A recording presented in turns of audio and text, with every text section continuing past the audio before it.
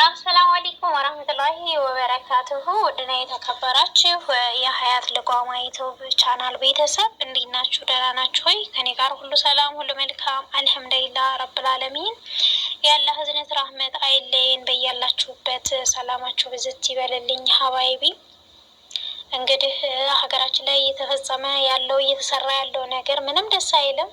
መቼም ደስ ብሎ አያውቅም። እኔ እስካለሁበት እስካሁኗ ጊዜ ድረስ የምሰማው ነገር ብቻ በጣም የሚያስጠላ ነው፣ የማያባራ ነገር ነው እና ትንሽ ከብዶኛል። በተለይ ደግሞ አሁን ትናንትና ደግሞ እየሰማ ነው ያለው ነገር መካነ ሰላም ላይ የተፈጸመው ነገር በጣም ከባድ ነው። እንዳሉት ከሆነ ያው እንግዲህ የሆነ ነገር በቦታው ላይ ስትሆን ነው እና ስታይ ነው ትክክለኛውን ነገር እንትን ማለት የምትችለው እና እንዳሉት ከሆነ በፋኖ ታጣቂ ኃይሎች በወሎ መካነ ሰላም ከተማ የተገደሉ ሙስሊሞች ቀብር ስነስርዓት ተፈጸመ። በደቡብ ወሎ ዞን በወረዳ መካነ ሰላም ከተማ ትላንት መስከረም 23 ተቀየሉ መስከረም 23 2018 ምሽት ላይ በከተማዋ ቀደምት በሆነው ኑር መስጂድ ውስጥ በአሸባሪ ፋኖ እንግዲህ አስቡት፣ በአሸባሪ ፋኖ ታጣቂዎች በግፍ የተገደሉ የመስጂዱ ኢማም፣ የወረዳው መጅልስ ሰብሳቢ ሼህ ጀማል እና ሌሎችም 4 ሰዎች በዛሬው ዕለት ቀብር ስነ ስርዓታቸው ተፈጽሟል ማለት ነው። መካነ ሰላም ላይ ህዝቡ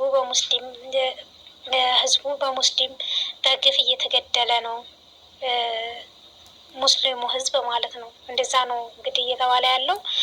በነቂስ ወጥተውም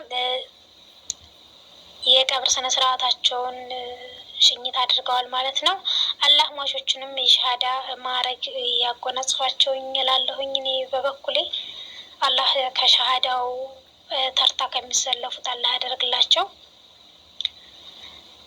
ትናንት ምሽት ኢንሻ ሶላት ላይ ውሏቸውን ለትጥቅ ቀድመውና አመቻችተው ነበረ። ወንድሞቻቸውን መካነ ሰላም ላይ ትልቁ ኑር መስጂድ ውስጥ ገብተው በአሰቃቂ ሁኔታ ነው የረሸኗቸው። እንግዲህ እየተባለ ያለው ነገር እንደዛ ነው። እነሱ የሚሉት ምንድን ነው? የአብይ አህመድ ብልጽግና ፓርቲ ምሽግ ያደረገው መስጂድ ውስጥ ነው የሚባል አባባልም ሰምቻለሁኝ። እነሱም እያሉ ያሉት እንደዛ ነው። ግን እንደዛ ቢሆን ራሱ ምሽግ ራሱ መስጂድ ውስጥ ምሽግ ወይም መስጂዱ እንደ ምሽግ ቢጠቀሙት ራሱ እነዛ ሰዎች ብቻ ተለይተው የሚሞቱበት ነገር አይኖርም ነበረ።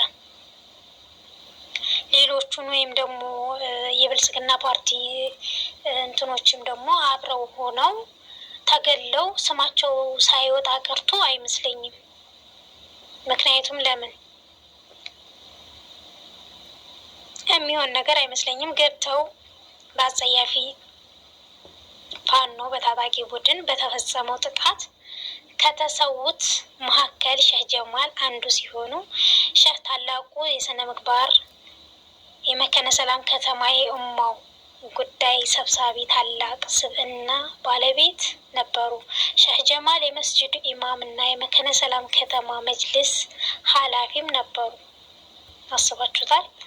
አብረዋቸው ለተሰዉ ኢማሞች የመስጂዱ ሀዲሞች አብዱል ሰመድ የመካነ ሰላም ከተማ የመጅሊስ የወጣቶቹ አደረጃጀት ሰብሳቢ እና የወጣቱ የቃሲም የመስጂዱ ሀዲም በአጠቃላይ በመስጂዳቸው ውስጥ ለተሰዉት ሟቾች ሁሉንም አላህ ይዘንላቸው፣ ከሻሂዶች ተርታ ይመድባቸው አላህ ሱብሃነሁ ወተዓላ። እኛም ወደ አላህ ወደ እሱ ተመላሾች ነን። አላህ ይዘንልን፣ አላህ ይዘንላቸው። ግን እየሆነ ያለው ነገር ምንም ደስ አይልም። በጣም የሚያስጠላ ነገር ነው። እውነትም እነዚህን ማለት የእስልምናውን ፓርት ብቻ መርጠው የለቀቁ አይመስለኝም። ምክንያቱም ፋኖ ተብሎ የሚጠራው አማራ አንድ ነው ሲባል ማለት ነው። አማራ አንድ አይደለም። አሁን ነው የገባኝ አማራ አንድ እንዳልሆነ። ፋኖ በእኛ አካባቢ የሚሰራው ስራ፣ ፋኖ በእኛ አካባቢ የሚያደርገው ድርጊት ፈጣሪ ሆይ ደረስልኝ። ምንም የማያውቅ ደካማ እንደዚህ አይኑን እየጠረገ ምናምን የማይታየው ሽማግሌ ሄደው ልጅህ እዚህ ሀገር ነው ያለችው እና ይሄን ያክል ሺህ ብር አምጣ፣ ይሄን ያክል ሺህ ብር አምጣ። ስልክ እንኳን እኮ አስተካክሎ መደወል የማይችል ሽማግሌ ነው እንደዛ የሚያደርጉት። እንዴት ለአማራ ህዝብ ተጨቆነ? የአማራ ህዝብ እንደዚህ ሆነ? የአማራ ህዝብ ተዋረደ? የአማራ ህዝብ ተራበ? የአማራ ህዝብ ተረሸነ ብለው እውነት ለአማራ ከወጡ የኛ ሀገር ቦረና ላይ ያለው ሰው አማራ አይደለም እንዴ? ንጹሐን ላይ ይህን ያክል መጫወት ከምን የመጣ ነው? እኔ እንኳን በትክክል የማውቀው ማለት ነው መዓት ነው ከደካሞች ላይ ብር የተቀበሉት። ብሩን መውሰዱ ሰንትን ሳይላቸው ሲማቱ በየጫካው ውስጥ ሲያስሩ ቤተሰቦቻችን እድሜ ልካቸውን ተሰርተው የማያውቁትን ነገር እንደ አዲስ እያዩ በገዛ ልጆቻቸው በገዛ በአካባቢያቸው ሰው ከየትም መጥቶ አይደለም ከየትም ሄዱ አይደለም፣ በገዛ በአካባቢያቸው ሰው ነው እንደዚህ እየተደረጉ ያሉት።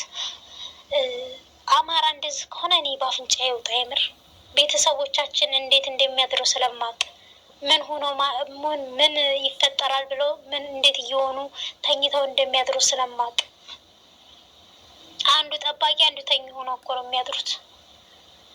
ነፍሳቸው እኮ እንደዚህ ቋፍ ላይ ሆና እየተጨነቁ ነው የሚያድሩት።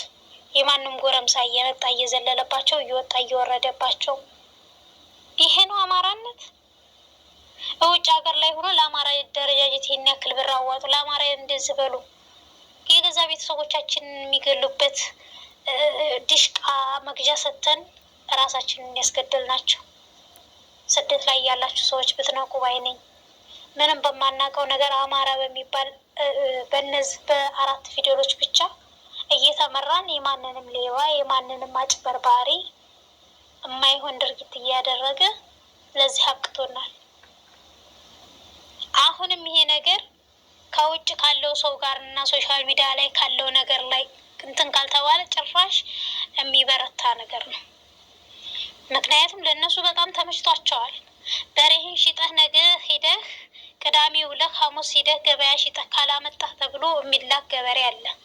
ምን ባደረገ? አማራ በሆነ በጣም ከባድ ነው እና ለማንኛውም ሰሚ የለም አውቃለሁ። ማንም የሚሰማና አካል የለም። ግን ቢያንስ ራሳችን አዋተን እኛ ከራሳችን ኪስ አውጥተን ለምንገዛው ጥይት መቆጠብ አለብን። ወደ ፈጣሪያችን መዞር አለብን። ቤተሰቦቻችንን ማገዝ አለብን እንጂ የማንንም ሌባ ማገዝ የለብንም ነው እንደኔ ከሆነ የምለው። በጣም ከባድ ሁኔታ ላይ ነው ያሉት። አላህ ይድረስላቸው። በዚህን ሰዓት እንደዚህ አይነት ነገር መፈጠሩ በጣም የሚያስጠላ ነገር ነው። ለሰው ለአማራ እታገላለሁ ብሎ ወጥቶ አማራን በዚህ ልክ ሲያሰቃይ ማየት በጣም ያማል።